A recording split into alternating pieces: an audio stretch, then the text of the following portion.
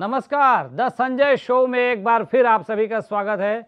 मैं हूं संजय शर्मा और आज हम बात करने वाले हैं यूक्रेन में नाटो देशों का षड्यंत्र और रशिया यूक्रेन वार में भारत की स्थिति पर। रशिया यूक्रेन वार के बीच भारत पर लगातार रूस का साथ छोड़कर अमेरिकी खेमे में आने के लिए दबाव बनाया जा रहा है। कहा जा रहा है कि तटस्थ रहना भी एक तरह से रूस के खेमे में जाने के बराबर है। ये अमेरिकियों की परिभाषा है जिसमें वे तटस्थ होना नहीं जानते। उनको लगता है कि जो उनके साथ नहीं है वो उनके शत्रु के साथ हैं। इसीलिए अमेरिकी अधिकारी धमकाने वाले अंदाज में बयान दे रहे हैं। गुट निरपेक्षता को पश्चिमी जगत अब स्वीकारने के मूड में नहीं दिख रहा है। वैसे बता दें कि अमेरिका रूस से खुद व्यापार खत्म नहीं कर रहा है, पर दुनिया से रूस से संबंध तोड़ने कह रहा है। लेकिन भारत अमेरिकी दबाव के आगे झुकने को तैयार नहीं है।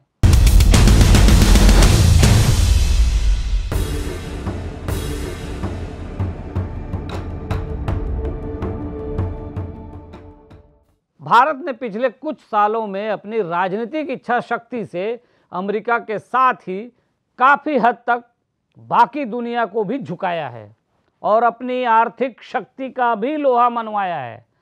आज भारत को एक महाशक्ति की तरह देखा जाता है, लेकिन काफ़ी समय से भारत नाम की महाशक्ति को पश्चिमी जगत अपने खेमे में लाने को बेताब है।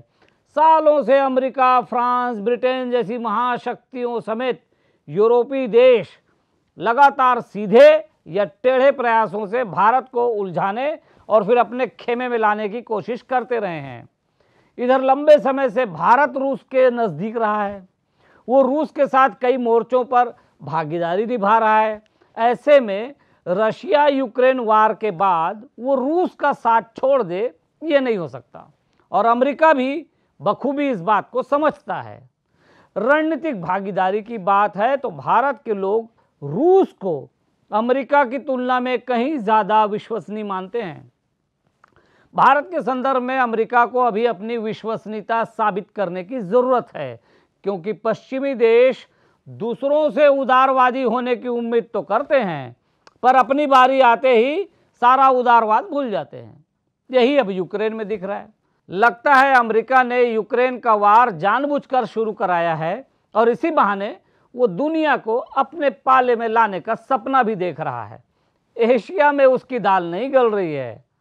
आज यहाँ भारत, रूस और चीन, ये तीनों ही देश बड़ी शक्तियां हैं और तीनों अमेरिकी खेमे में नहीं हैं। हाँ, आपसी सहयोग और व्यापार अलग बात है।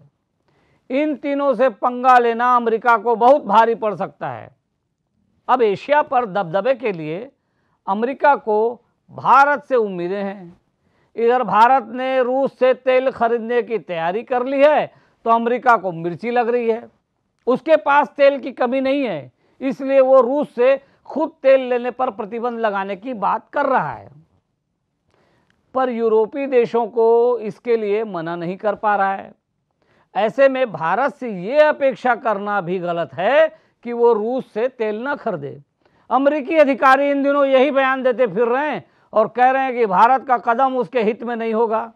लेकिन आपको बता दें कि अमेरिका का पाखंड उजागर हो गया है। मीडिया में जो खबरें आ रही है उनके मुताबिक अमेरिका एक तरफ तो भारत पर दबाव डाल रहा है कि वो रूस से तेल न खरीदे, लेकिन वो खुद रूस से भारी मात्रा में तेल खरीद रहा है। इसकी जानकारी रूसी सुरक्षा परिषद के डिप्टी सेक्रेटरी ने हाल में रूसी मीडिया को दी है और उन्होंने ये भी बताया कि अमेरिका ने रूस से कच्चे तेल की खरीदी पिछले एक हफ्ते में 43% यानी 43% ज़्यादा की है। ये भी बताया जा रहा है कि अमेरिका सस्ते में खरीदा गया रूसी तेल यूरोपीय देशों को अधिक कीमत पर बेच रहा है, यानी यहाँ माल बना रहा है। यही वजह है कि अमेरिका के अधिकारी अब बयान दे रहे हैं कि भारत रूस से तेल न खरीदे तो अमेरिका उसे तेल देगा, यानी हम सीधे रूस से तेल न खरीदें बल्कि अमेरिका वहाँ से तेल लाकर हमको बेचेगा। गजब की बात है। वैसे ये तो तय है कि अमेरिका रूस से 2 पैसे कम पर भी तेल देगा तो भी भारत रूस का साथ नहीं छोड़ेगा। इसे दूसरी तरफ से ऐसा समझें कि गुटनिरपेक्ष भारत फिलहाल रूस के साथ ही दिखेगा और दुनिया आने वाले दिनों में जिस तरफ जाती हुई दिख रही है उसमें अमेरिका का साथ देना कोई बहुत अक्लमंदी की बात नहीं होगी, खासकर तब जब ये साफ दिखता है कि अमेरिका अपने फायदे के लिए अपने सहयोगियों का इस्तेमाल करता है। अफगानिस्तान और यूक्रेन में ये दिख गया है। चीन के खिलाफ लामबंदी के लिए यदि अमेरिका भारत को सहयोग कर रहा है तो इसमें उसका भी स्वार्थ है। यूक्रेन को भड़काकर युद्ध में धकेल देने के बाद अमेरिका की ये अगली चाल है कि भारत उसके अपने खेमे में आ जाए या कम से कम रूस का विरोध कर दे। अमेरिका इस मौके को अपने फायदे के लिए इस्तेमाल करना चाहता है, पर इस बार उसकी दाल नहीं गली है। भारत सरकार ने साफ कर दिया है कि वो युद्ध का तो विरोध करेगी पर रूस का नहीं। वो अमेरिका का समर्थन तो करेगी पर इसके लिए रूस का विरोध नहीं करेगी। वह अमेरिकी प्रतिबंधों को जहां तक संभव हो मानेगी और इसके लिए अपना हित नहीं करेगी। हाल में यूक्रेन में हिंसा की बहुत सारी जानकारियां आई हैं और रशिया पर आरोप लग रहे हैं। भारत ने हिंसा की तो निंदा की है पर स्वतंत्र जांच की भी मांग की है। इससे पता चलता है कि भारत आंख बंद करके अमेरिकी पिच पर नहीं खेलेगा। अब एक सवाल उठता है कि चीन भी रूस को सहयोग कर रहा है और भारत भी ऐसा कर रहा है। इधर चीन और भारत के बीच तनाव है। रूस इस तनाव को कम कराने में नाकाम रहा है। चीन भारत के एक हिस्से पर, जिसे अक्साई चीन कहते हैं, कब्जा जमाए बैठा है। लद्दाख के हिस्से पर और कब्जा करना चाहता है। ऐसे में अमेरिका से दूरी बनाना भी भारत के लिए ठीक नहीं है। तो अब भारत के पास क्या रास्ता है? रूस के साथ रहने पर अमेरिका से दूरी तो नहीं बढ़ जाएगी। इसका एक ही जवाब अभी दिखता है कि अमेरिका के नेता मीडिया पर बयान भले देते रहें पर अमेरिका भारत का साथ कभी नहीं छोड़े पाएगा। खासकर जब तक चीन से उसे चुनौती मिलती रहेगी तब तक वो भारत को अपने साथ ही रखना चाहेगा। एक सवाल ये भी हो सकता है कि क्या कभी भारत, चीन और रूस मिलकर एक साथ चलेंगे और पश्चिम की दादागिरी का जवाब बनेंगे? तो फिलहाल यही दिख रहा है कि ऐसा नहीं हो पाएगा। एक संभावना है कि अमेरिकी वर्चस्व के खिलाफ चीन और रूस मिलकर जरूर गठबंधन बना लें, पर यह भी साफ है कि रूस भारत के हितों के खिलाफ जाकर चीन का साथ नहीं देगा। और यह भी रूस जानता है कि चीन विश्वसनीय साथी नहीं हो सकता है। आपको बता दें कि अमेरिका तभी तक भारत के साथ रहना चाहेगा जब तक चीन के विरोध में भारत है। एक और संभावना है कि अगर इस युद्ध में रूस कमजोर हुआ तो चालबाज चीन कभी भी एशिया पर दबदबे के लिए दावा ठोक सकता है।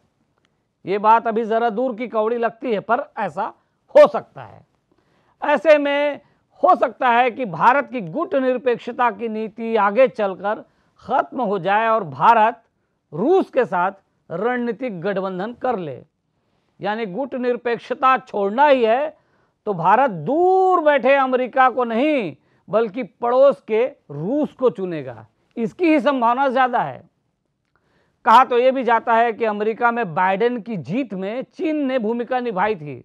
अगर ये सच है तो अमेरिकी प्रशासन भले ही चीन का विरोध करे पर बाइडेन उससे संबंध बना सकते हैं। फिलहाल रशिया यूक्रेन वार में अमेरिका और नेटो देश जैसी भूमिका निभा रहे हैं उससे तो यही लगता है कि वे सब मिलकर रूस को कमज़ोर भी करना चाहते थे और साथ ही रूस की ताकत को भी परखना चाहते थे। इसके लिए इन पश्चिमी देशों ने यूक्रेन की बलि चढ़ा दी है और उसके साथ ही हज़ारों जानें ले ली हैं और लाखों लोगों को बेघर कर दिया है। तो आगे आने वाले दिनों में दुनिया में कई बड़े समीकरण बनेंगे और बिगड़ेंगे। देखें क्या विश्व युद्ध होता है या फिर शांति होती है। तो आज इस चर्चा में इतना ही। वीडियो पसंद आया है तो लाइक करके शेयर कर दीजिएगा और IBC 24 के इस YouTube चैनल खबर बेबाक को सब्सक्राइब भी ज़रूर कर लीजिएगा। नमस्कार।